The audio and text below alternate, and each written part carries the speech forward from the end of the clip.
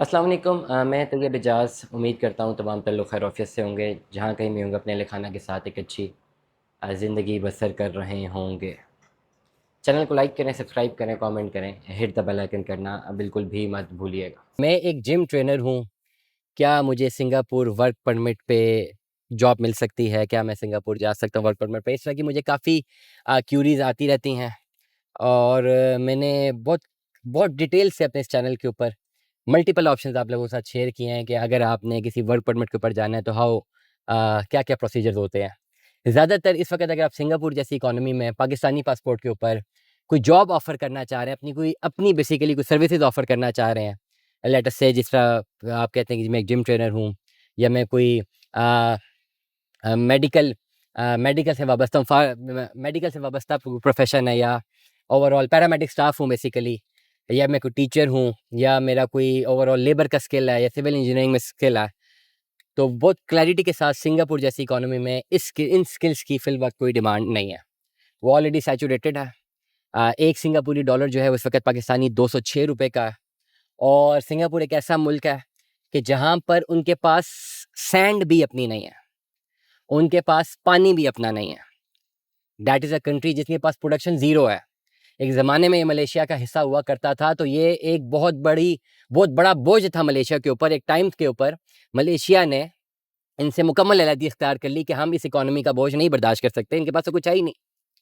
But right now इस वक़्त Singapore की अगर आप आबादी देखें तो 70% यहाँ पे चाइनीज़ हैं, 20 से 25% मलाएँ हैं और 10% जो है इंडियंस हैं एंड कलेक्टिवली इन्होंने सिंगापुर की इकोनॉमी को दुनिया की टॉप इकोनॉमीज़ जो है वो बना दिया है। अब the most important thing that you have to understand कि सिंगापुर वर्क परमिट पे अगर आप जाना चाहते हैं, सिर्फ एक चीज़ की वहाँ पे डिमांड है, वो है आईटी। और आईटी के सेक्टर में भी अगर आपकी कोई अन जो है एक अनबीटेबल किस्म की कोई इन्वेंशन है, तो आप वहाँ पे एक हॉट चॉकलेट हैं। अदरवाइज़ आपकी भी वहाँ पे कोई ज़रूरत नहीं है। इंडियंस ने, चाइनीज़ ने काफ़ी ज़्यादा आईटी के सेक्टर्स को जो है ऑक्यूपाई किया हुआ है। आईटी के सेक्टर में बहुत सारी ऐसी कंपनीज़ हैं जहाँ पे स्टिल डिमांड मौजूद है और आप अपना आईटी बेस के ऊपर अगर आपकी कोई स्ट्रॉन्ग सीवी है तो आप वहाँ पे मल्टीपल कंपनीज़ में जो है वो अप्लाई कर सकते हैं। अप्लाई आपने टोटली ऑनलाइन करना है। कोई ऐसी स्पेसिफिक कंपनी नहीं है जिन्होंने कहा हो कि जी हमें पाकिस्तानी लोग चाहिए या पाकिस्तानी गवर्नमेंट का सिंगापुरी गवर्नमेंट के साथ कोई ऐसा एसओपी या कोई उनकी ऐसा एग्रीमेंट नहीं है। एज़ अ फ्रीलांसर आप पाकिस्तान में बैठे हुए सिंगापुर की डिफरेंट कंपनीज़ में अपनी सीवी जो है वो भेज सकते हैं और उनको अगर आपके स्किल की ज़रूरत होगी तो डेफ़िनेटली वो आपका इंटरव्यू कंडक्ट करेंगे। अब इस पूरे व्लॉग में आप ये सुन रहे होंगे कि इस पे हमारी ज़रूरत आपको कहाँ पड़ेगी, that is very important. Job offer letter ही सिर्फ इस बात की ज़मानत नहीं है कि आपका वर्क परमिट पंच होता है। Yet you will be having your job offer letter again आपका सिंगापुर एम्बेसी से 90% चांस है कि आपका वीज़ा रिजेक्ट हो सकता है। उसके लिए आप जब भी विद जॉब ऑफर लेटर अपना केस जब फाइल करेंगे एम्बेसी में, तो you have to present a very strong financial justifications जो कि हमारा चैप्टर है।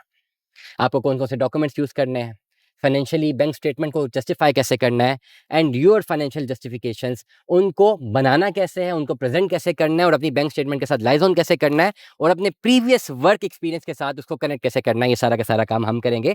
बशर्ते ये कि आपके पास ऑलरेडी जॉब ऑफर लेटर मौजूद हो, तब आप हमसे राब्ता कर सकते हैं और हम आपको कंप्लीट जो है कंसल्टेंसी फराहम कर सकते हैं, कंप्लीट फ़ाइल तैयार करके दे सकते हैं, जो कि आप अपनी एम्बेसी में प्रेज़ेंट कर सकते हैं।